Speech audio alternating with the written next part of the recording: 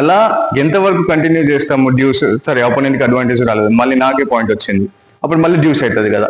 So అలా ఎంతవరకు continue చేయొచ్చు అనేది మీ డౌట్ అయి ఉండొచ్చు. So hello guys, welcome back to my channel. So ఈరోజు మనం నేర్చుకునే టాపిక్ ఏంటంటే how to count score. So జనరల్గా any tournament or any matches వెళ్ళినప్పుడు రెఫరీ టాస్ వేస్తాడు. టాస్ వేసిన తర్వాత టాస్ వేసిన తర్వాత ఎనీ ప్లేయర్ వాళ్ళ హెడ్స్ ఆర్ టైల్స్ అలా ఎవరు విన్ అయ్యారా they can opt for a serve or a court.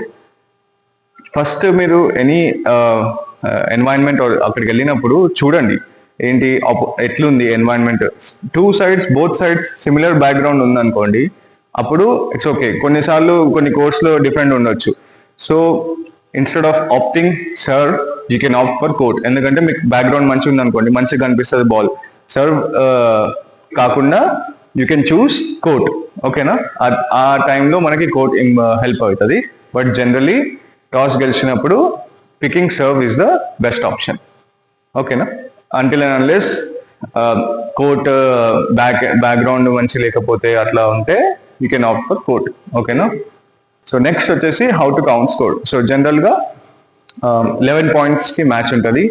Serve నేను చేస్తున్నాను అనుకోండి, రైట్. నేను సర్వ్ చేసినప్పుడు పాయింట్ అపోనెంట్ వాళ్ళకి వచ్చింది అనుకోండి, నాది 0, అప్పుడు అతనిది 1. ఎవరైతే సర్వ్ చేస్తున్నారో వాళ్ళ దగ్గర నుంచి స్కోర్ కౌంటింగ్ అనేది స్టార్ట్ కావాలి, చెప్పడం కూడా. ఓకేనా, మనం చెప్పడం, అక్కడ రెఫరీ అవి నంబర్స్ ఇలా ఫ్లిప్ చేసిస్తాడు, బట్ చెప్పడం మాత్రం ఇలా సర్వ్ ఎట్ సైడ్ చేస్తున్నారో వాళ్ళ సైడ్ చేతి పెట్టి 0, 1 నాకు పాయింట్ వచ్చింది అనుకో, నెక్స్ట్ 1 all. ఓకేనా, దాని తర్వాత అపోనెంట్ సర్వ్ చేస్తాడు, అపోనెంట్కి పాయింట్ రాలే, నాకు వచ్చింది, అప్పుడు నేను 2 points ఆయన 1. సో అప్పుడు స్కోర్ 2-1 కాదు, స్కోర్ ఆయన సర్వ్ చేస్తుంది కాబట్టి 1-2 అని చెప్పాలి. నేనైనా అంతే చెప్పాలి, ఆయనైనా అంతే చెప్పాలి, ఎవరైనా అంతే చెప్పాలి. ఓకేనా, స్కోర్ ఈస్ 1-2. అర్థమవుతుందా? ఎవరు సర్వ్ చేస్తారో వాళ్ళ దగ్గర నుంచి స్టార్ట్ కావాలి స్కోర్ కౌంట్. ఓకేనా, యా.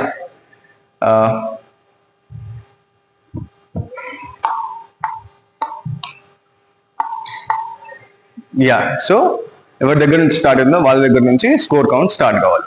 అండ్ ఆడుతున్నాం. సో అండ్ దెన్ మనకి ఎట్ సర్టెన్ స్టేజ్ ఏమవుతుంది అంటే డ్యూస్ అనే స్టేజ్ రావచ్చు. ఓకేనా, deuce is something where you have equal points at 10 all 11 points అయితే. సో నాకు 10, ఆపోనెంట్కి 10. సో నెక్స్ట్ ఏంటి, నెక్స్ట్ ఒక పాయింట్ రాగానే అది అడ్వాంటేజ్ అవుతుంది. నాకు వచ్చిన అడ్వాంటేజ్ అని అంటారు, ఆయనకు వచ్చిన అడ్వాంటేజ్ అని అంటారు. ఓకేనా, సో అడ్వాంటేజ్ తర్వాత మళ్ళీ ఏ పాయింట్ వస్తుందో అప్పుడు that guy is or her is a winner గా కన్సిడర్ చేస్తాం.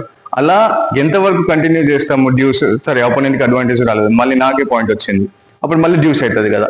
సో అలా ఎంతవరకు కంటిన్యూ చేయొచ్చు అనేది మీ డౌట్ అయి ఉండొచ్చు. సో ఎనీథింగ్ ఎప్పటి వరకైనా కంటిన్యూ చేయొచ్చు. జనరల్గా the longest rally with deuce and advantage was up to maybe 43 points. Yeah, so ఎప్పటి వరకు కంటిన్యూ చేయాలంటే అంటిల్ అండ్ అన్లెస్ ఒక పర్సన్కి 2 points స్ట్రైట్గా వచ్చేంత వరకు. ఓకేనా, నాకు 2 points కంటిన్యూ వచ్చేంత వరకు నేను డ్యూస్ అడ్వాంటేజ్ ఆడుతూనే ఉంటా, వాళ్ళకి కూడా 2 points వచ్చేంత వరకు డ్యూస్, సో వాళ్ళ ఆపోనెంట్కి కూడా డ్యూస్ అడ్వాంటేజ్ వచ్చేంత వరకు వాళ్ళు ఆడుతూనే ఉంటారు. సో 2 points కంటిన్యూస్గా ఎవరికి వస్తుందో అపోనెంట్ ఆర్ మీ, ఎవరికి వస్తే వాళ్ళు విన్నర్గా కన్సిడర్ చేయబడతారు.